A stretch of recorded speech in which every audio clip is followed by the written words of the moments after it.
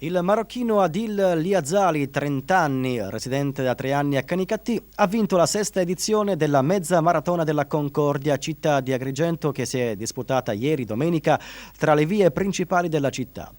Alla gara hanno partecipato circa 600 atleti provenienti da ogni parte della Sicilia, record di iscritti.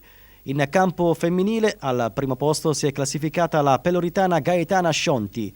Primo degli agrigentini è stato l'aragonese Salvatore Carlino, 16° nella classifica assoluta, precedente in questa speciale graduatoria provinciale il ravanusano Giancarlo La Greca, il sacense Isidoro Puleo e gli atleti di Agrigento Calogero Castronovo, Angelo Gueli e Lillo Inguanta.